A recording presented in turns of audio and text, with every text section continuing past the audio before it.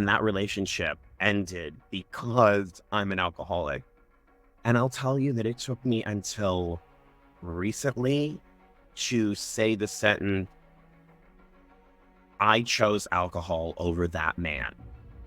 Even at the time, I definitely wasn't saying that. I was like, well, I don't know. I think I was able to admit that alcohol played a part, but it was like, he said, if you're going to drink, I'm not going to be with you. And I said, I'm going to drink. That's choosing alcohol over your boyfriend, honey, Yeah. And it took me a really long time to admit that. Hey there, super sober heroes. It's your host, Sober Steve, the podcast guy. And I am here today with 1,123 days sober. And I am so excited to share my interview with Sam. They were a pleasure to get to know this week. But before we get into that, I will start with my gratitude. My gratitude that I'm reflecting on today is just how grateful I am for an awesome weekend experiencing Pride in St. Pete, a neighboring city of mine here in Sarasota, that is oftentimes known for being the rowdy place where Pride things happen at night in bars and clubs. And in my first couple years of sobriety, I was too afraid to go out and be tempted. I didn't go out beforehand because I was an isolated drinker and I couldn't get smashed but whatever reasons held me back from before, this year was my first experience being able to go out on the busy Pride night, like the busiest night of the year for Pride, and go to a club and dance and have a good time and do a pool party with queer people the next day, wearing my little Speedo, living my best authentic life, playing volleyball in the pool in the rain and just enjoying myself. And a big part of that I also want to add as a gift of sobriety that I'm grateful for is my ability to have a best friend right now in my life that's a gay man. And that might sound like a very small thing for some of you, saying, you've been in the queer community for years. Having a gay best friend is no big deal, but I struggled with it, especially when I was drinking. It was never possible. In fact, look back now on a lot of the friendships that I had started to build with gay men that were platonic. And it wasn't even the sex that always would mess it up when I was getting drunk and having sex with them. It was the getting drunk part that was the problem. And I realized that in my recovery, as I'm having this friendship with someone that I met through kickball, and now we work out together, Lewis, we have a great time. I guess when you work out with someone 2 hours a morning, 5 or 6 days a week, you start to get to know them really well. And now we're hanging out and doing things like boys' night out at Pride and doing the pool parties together. And it's so great being able to have a friend where we have the boundaries, where it's not getting messy or sloppy or sexual or anything other than just the fact that I think that he's a fun guy to hang out with. And I like being his cheerleader and cheering him on. And he feels the same way about me and that I'm cheering him on. And we just build each other up and lift each other up. And that's what friendship is about. It is just wild because I have that relationship with women in my life all the time. And even I've had that with straight men before. And it's something that I normally don't have with gay people, but it's something that even gay people seem to be caught off guard with. I spent half of Sunday telling our friends that we were just friends because they're not used to seeing two gay people, I guess, be best friends and not have it be something going on more than just platonicness. But I know that this was a group of people that were drinking and were drinking actively at the time. It's being able to experience the joys of having platonic friendships with gay men if you're a gay man, or with lesbian women if you're a lesbian woman. I can't be the only one who had trouble keeping those boundaries straight between the drinking and the sex and the friendships when I was in my active use and addiction. So I love that for me and my life and my journey right now. And I would love to hear your experiences. If you wanted to reach out, I'd love to share them on the podcast during one of these, or maybe this would be a great guest episode if you want to talk on it more and come on. But I'd love to talk more about what it's like building friendships in sobriety and how that might be different, or because it's been, as you see, on my mind recently as I've been building this awesome in real life friendship that doesn't take away from all the amazing best friendships with gay people that I found through doing this podcast and online. It's just a little different when it's someone in your backyard who you can work out with or go running or go dancing and have fun with. So love to chat with that more. But speaking of amazing and awesome chats, I had a great time catching up with Sammy just a short while ago. I can't wait to have you all listen to it. So with that, enjoy the interview. Hey there, listeners. It's Steve here with Sam. Hey, Sam. Welcome to the show. Hello. Thank you for having me.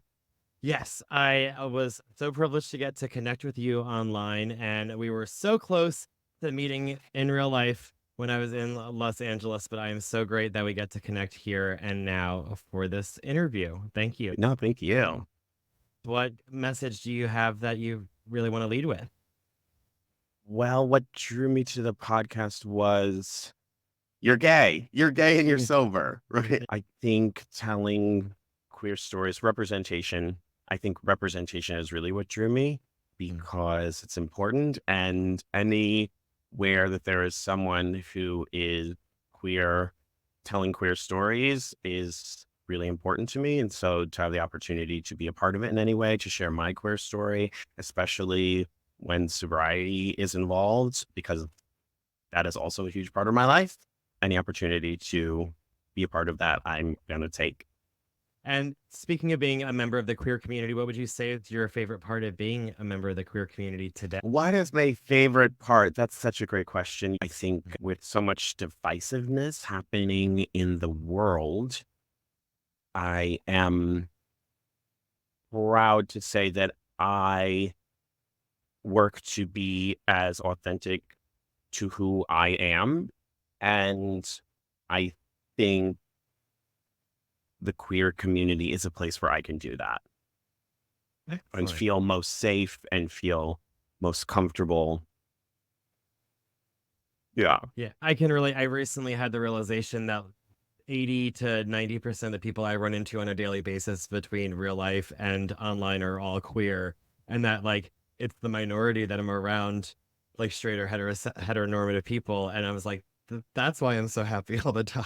Is because in, It's like, my safe space, like, I'm with my people. Mm. interesting. I lived in New York for 15 years and really sort of, I don't know, subconsciously or not, created a very queer bubble. I mean, New York is quite queer, but like my entire world was queer. And I liked it that way, especially growing up in a place in Indiana where that was not the case. So now I live in Los Angeles I've left my big fat queer bubble that I loved, created and loved so much. Mm. How are there so many straight people in my life now? Like it's just completely different from the life I had like 2 years ago when I was living in New York, you know? Um, yeah. Yeah. And what is your favorite part of being sober today? Oh my favorite part of being sober is the constant work that I get to put in to continue to be my most authentic self and follow the path that is already laid out for me. Grateful for the work, the opportunity to become a better human. There's little things like acceptance that I didn't often operate from. And so there's a sort of relief in accepting what is and trying to figure out how to navigate through what is instead of denying what is and trying to find a way around it. Because, babe, what you got is what you got, Yeah. you know? So it is like work, but also considerably less work to just accept what is and get through instead of trying to find a way around or over or under, Yeah. I was telling someone who like wasn't in recovery this weekend at Pride while they were like asking about my drinking in like a sober, curious kind of way. And I was like, the 12 steps like that I did to like help me get sober that I know don't work for everyone, but like I did them and I worked them hard because I felt like I had no other choice. But it was like a lot of hard work that a lot of people see and they're like, I'm not gonna do all that shit. Like it's not that bad.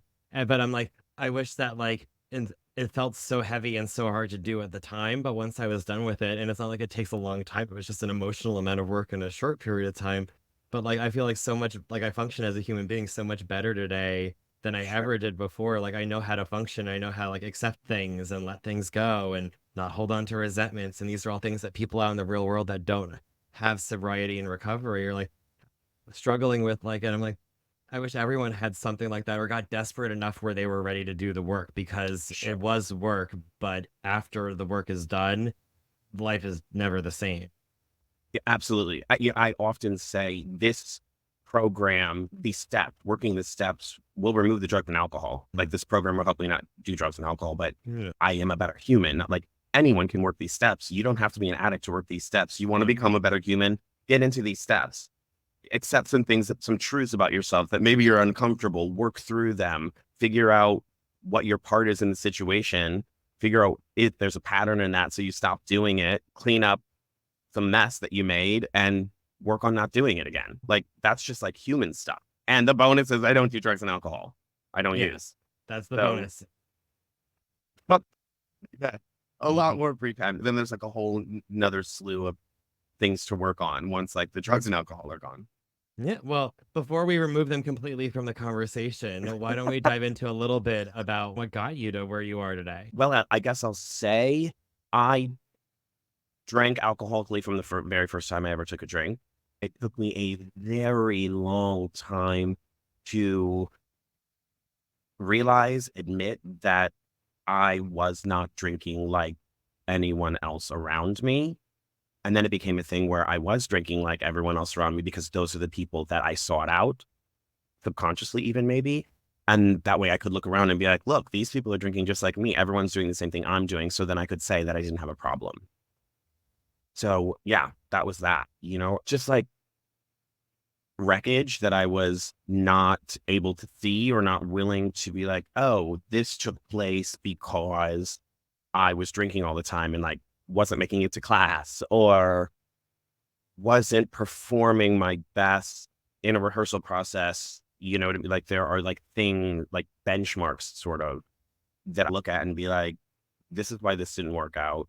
College didn't work out because first of all, I shouldn't have been going to college. I just like had no idea who I was. And like, I grew up in a time where it was like, graduate high school, go to college. Like it's not for everyone. And that's a whole nother podcast, but alcohol played a huge part in me not continuing in college. I moved to Chicago to dance professionally and I was studying at the studio and I was there for a year and that kind of like wasn't my best effort because again, I was young and had kind of a little bit of no idea who I was, but alcohol played a huge part in my not continuing on there. Then I booked a tour and that was bumpy because I was drinking like an alcoholic because I'm an alcoholic. And then I moved to New York after that tour and got into a relationship and that relationship ended because I'm an alcoholic. And I'll tell you that it took me until recently to say the sentence, I chose alcohol over that man. Even at the time, I definitely wasn't saying that. I was like, well, I don't know. I think I was able to admit that alcohol played a part, but it was like, he said, if you're going to drink, I'm not going to be with you. And I said, I'm going to drink. That's choosing alcohol over your boyfriend, honey, Yeah. And it took me a really long time to admit that. Fast forward, alcohol wasn't enough. Drugs in my life had kind of been in and out. I had smoked pot. There was a period of time where I lived with a drug dealer who was a lovely person. And he was experimenting there was constantly something like acid or coke or ecstasy, lots of ecstasy at this time, which is what we called it back in the day. Had dabbled in lots of different things. I was like, take it or leave it, everything's fine. I was doing coke occasionally in New York when I lived there. Then I found crystal meth. Someone said to me, oh, have you ever done this? And I said, oh, I think I had done it once in college, like at a party, did it, danced a bunch, moved on with my life, didn't do it again. So I was living in Chicago at the time, actually, and someone was like, have you done this? I was like, oh, yeah, I've done it once. And so I went to his place and did it. And then 16 hours later, I left his place and was like, then that became a spiral. That was in 2009. Moved back to New York. I was just in Chicago for a little while. Moved back to New York. And from 2010 to 2012, the meth spiral was crazy. And then in 2012, a very dear friend and angel in my life, who I had just moved in with to help her craft a one-woman show. She's a very talented artist, and we were going to create something together, and she was working on this project, and she asked me to help her, and I was like, sure. And so I moved in with her. I was there like 2 weeks, and she said, you once told me that you have used crystal meth, and I think that's what's going on. You're crazy. What's going on? We can't have this. And it was the first time, and I had been like knowing in my head, you know, it was secret. No one knew that I was using it for the longest. And then when I was wanting to quit but couldn't, I told one friend here. I think I had told maybe 3 people in my circle at this point, and she was not one of them. I know that she was one of them, which doesn't matter because I think that this friend told her. He was like, Sam has just moved into this woman's house, blah, blah, blah. So when she told me that, it was the first time that someone was like, hi, here's a mirror, like had confronted me about it and said it was a problem and I needed to stop. And I was like, oh, thank God. Checked into rehab, was sober for like 5.5 years. Then I got fearful that the things I wanted in my life, because when I got sober, living in New York, there's a housing lottery. You can like sign up for this housing lottery, and I won it. I had a luxury 1-bedroom apartment at 45th and 11th. And I lived there by myself, and the rent was very cheap. They call it a housing lottery because it is literally the lottery. I lived there for 5 years. And then I got fearful that the things I wanted in my life weren't going to come at all. I got fearful that they weren't coming on my time. And I was lonely. I wanted someone to share this amazing life with. And so I relapsed. And that was 4 years of a relapse. I also recently came to the realization that moving to Los Angeles was a geographic, I think, which at the time I wouldn't have told, like, no, I love New York. I thought I was going to die in New York City. I love it. It's the greatest city in the world. I still think that today. But I had traveled to California for a softball tournament, and I left New York February, and I landed in California February, and I was like, what's going on over here? So then I booked for the end of the year to see if I wanted to move to LA. Then the pandemic happened. Then I ended up in Indiana for 7 months. Then I moved back to New York and then wrapped up my life and moved here. And I gave up that amazing apartment, and I was like, I'm moving to LA, everyone. And literally everyone I spoke to was like, what are you going to do with that apartment? And we can talk about that later too. Moved to California. I was here 3 months. I used like 3 times, like once a month. And on that 3rd time, I was like, well, I'm going to kill myself. Thank God I had that program. I had recovery already built in me. So I was like, where can I find a meeting? Because there are no accidents. There was an Alano Club that was a literal 2-minute walk from where I was staying. So I walked in there and got sober again. And that was 860 days ago. Well, congratulations on that. It is, yeah. February 14th is my sober date, only because it was a Monday. People are like, oh, Valentine's Day. I'm like, no. I was Monday. It was a Monday, and I love to start on a Monday. I think October 1st was my old sobriety date, 2012, and that was a Monday as well. I love a good Monday. Let's get going. What would you say you did differently the second time around? What's funny, this time I walked into that meeting and I started going to meetings. And I was like, all right, everyone, I'm back. Fine. I'm sober again. I know what to do. I'm good. And this gentleman walked up to me, handed me a phone list on like my second meeting or something. And I said, oh, no, thank you. I'm not going to be needing that. I'm good. And in my head, I'm like, I'm back. Fine. I'm going to meetings. I'm sober. I'm not going to get a sponsor. I'm not working the steps. I'm good. Thank you so much. I'm here. Everything's fine. And then I met a gal at this organization called the Phoenix, which I don't know but it's an amazing organization. They host sober events. They host events for folks in recovery, all forms of recovery. All the events are free. The only cost for attending the event is 48 hours of continuous sobriety.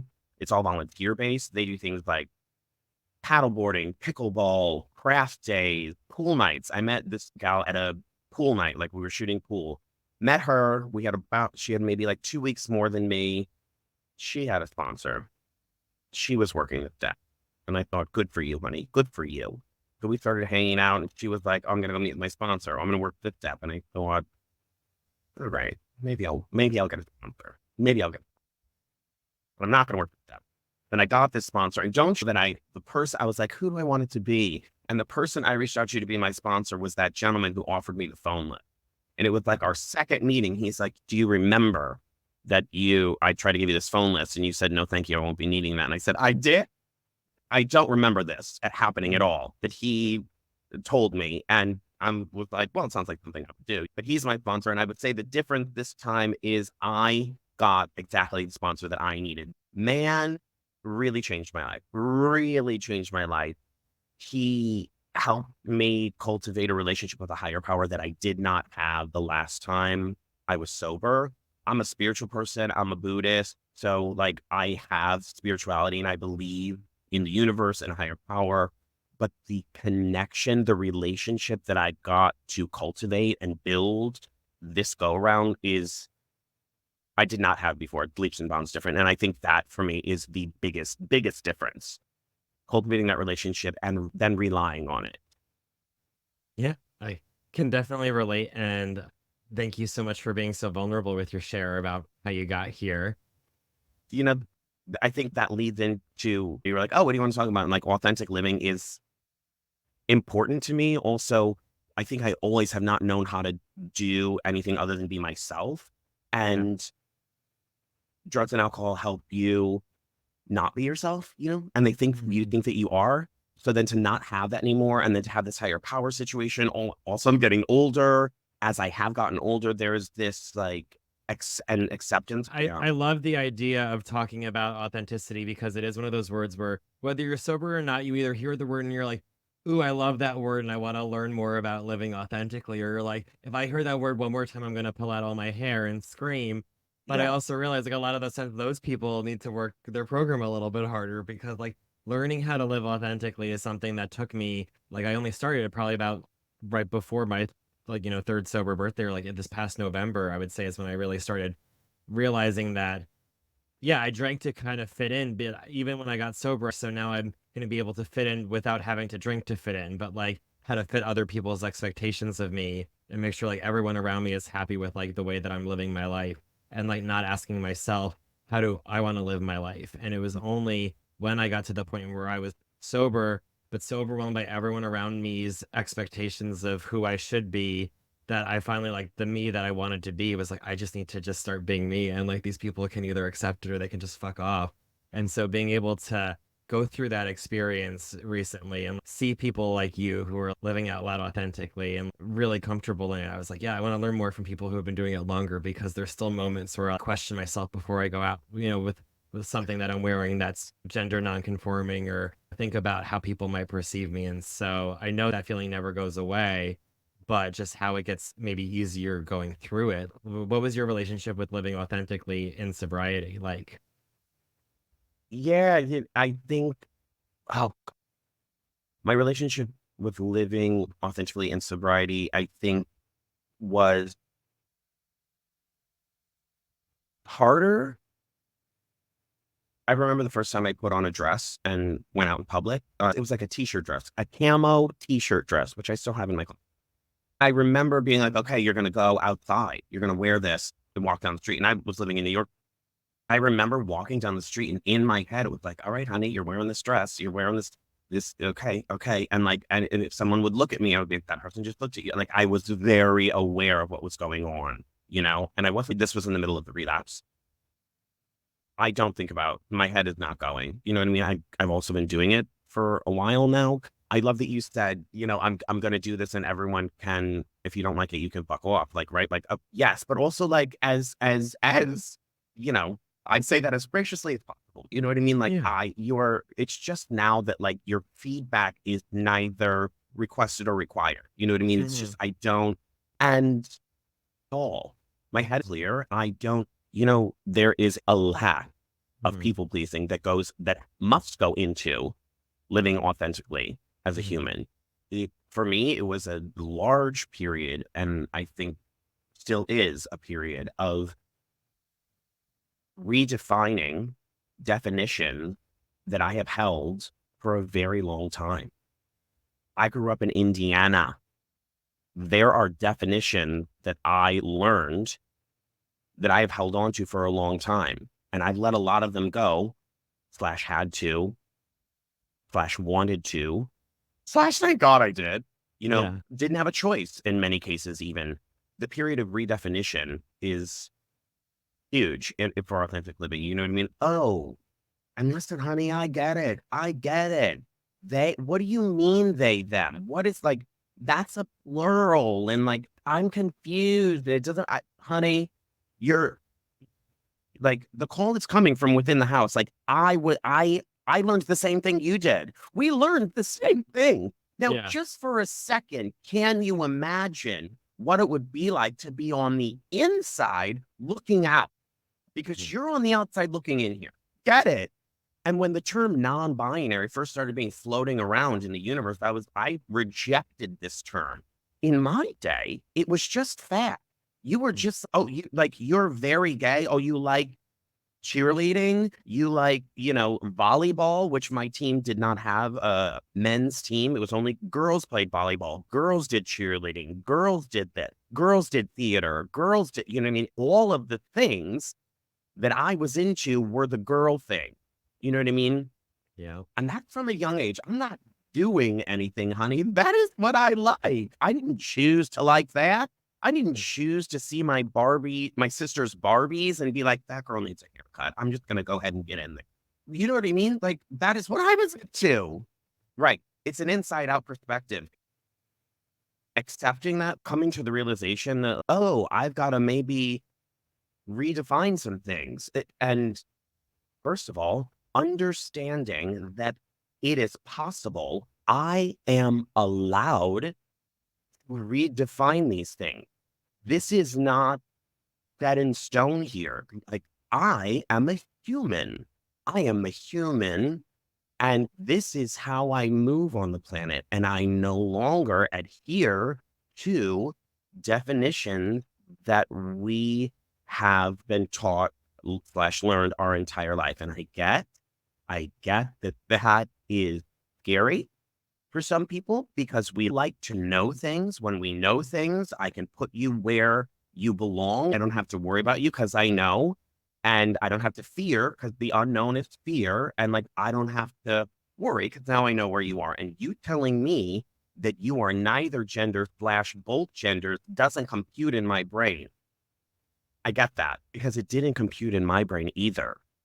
I was like, non-binary, get that out of here. It sounds so clinical. I'm not non-binary. What, like, well, and then, reading the definition of non-binary, I was like, okay. It took time, but I had to be patient with myself and give myself some grace while chunks of definition, like 30 plus years of definition were falling off. And I was like recreating who I was, the new definition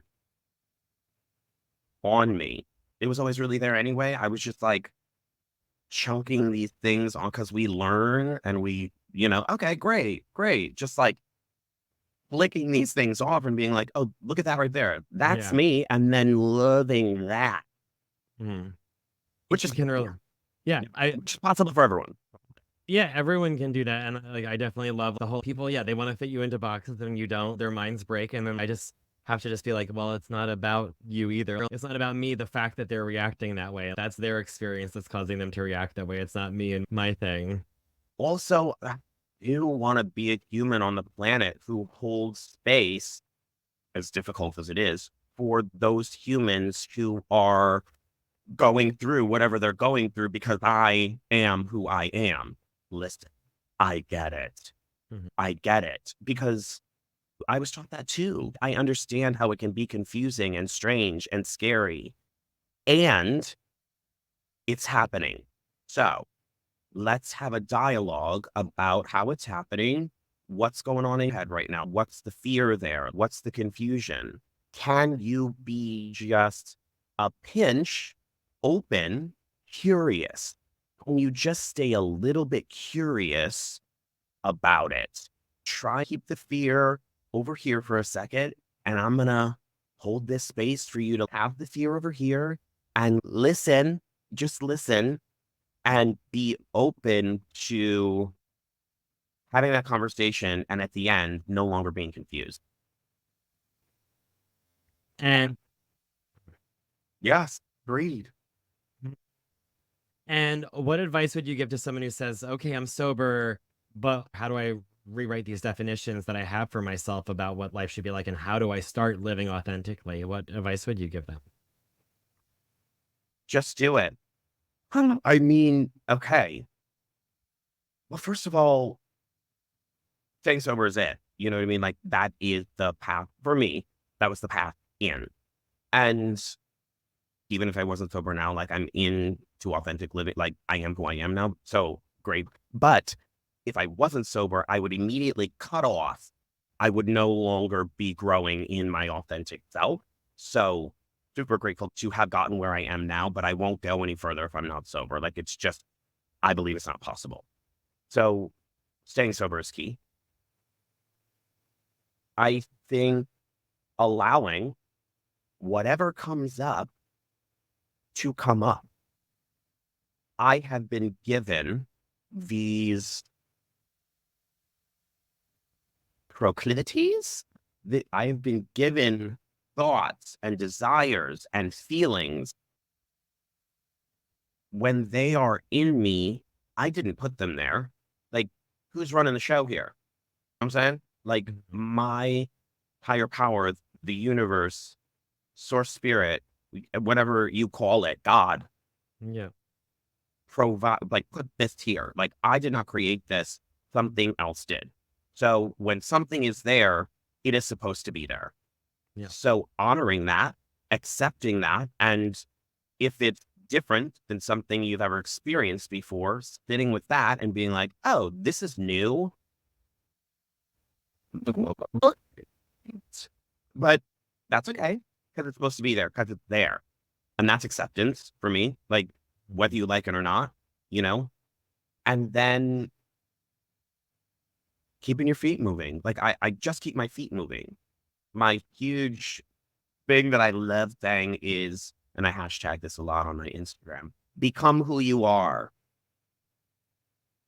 I mean, we don't need permission.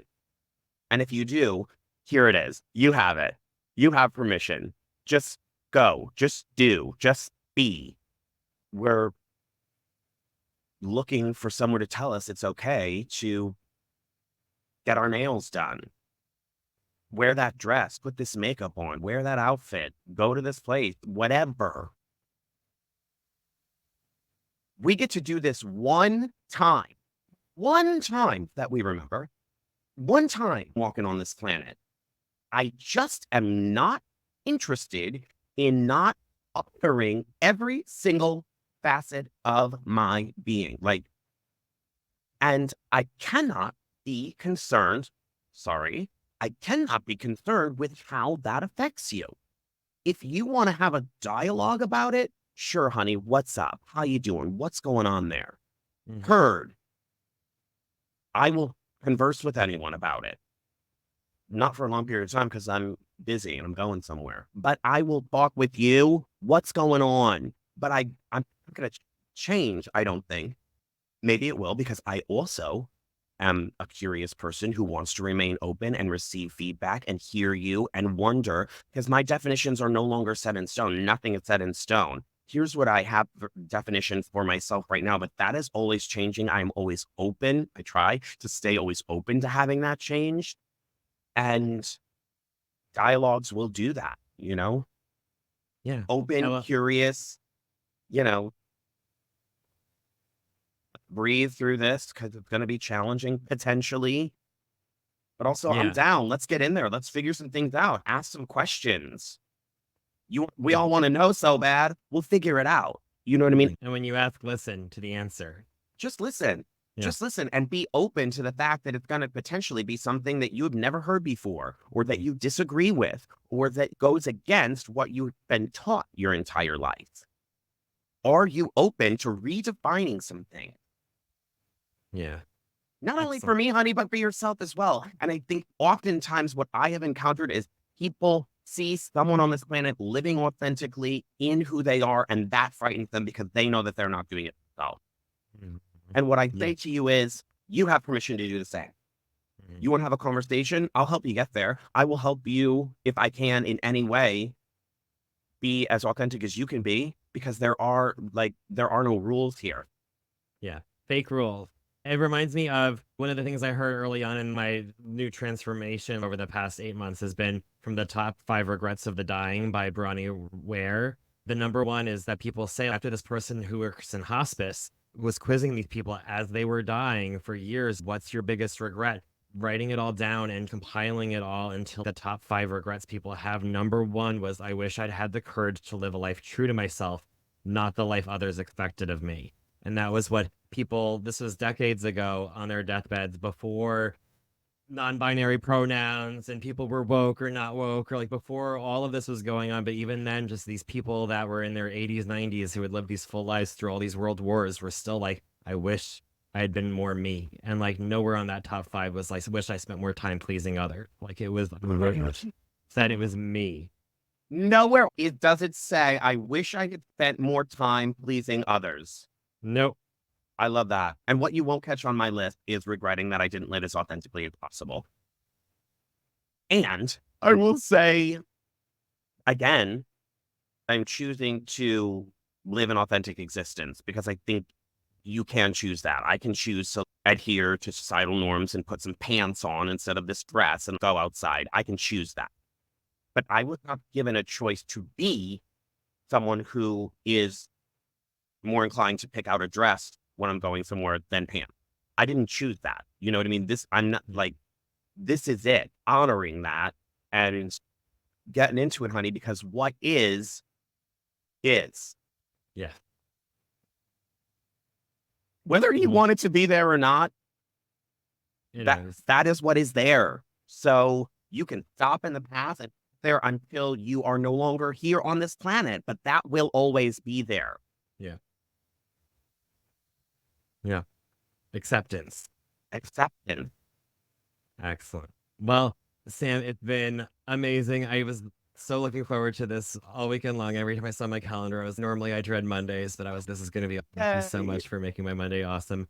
And it'll be coming out this Thursday with the way that podcasting magic works. So if you're listening on release day, find us on Instagram at night. It's going to be at, I think I said 9 p.m. on the East Coast. 6 p.m.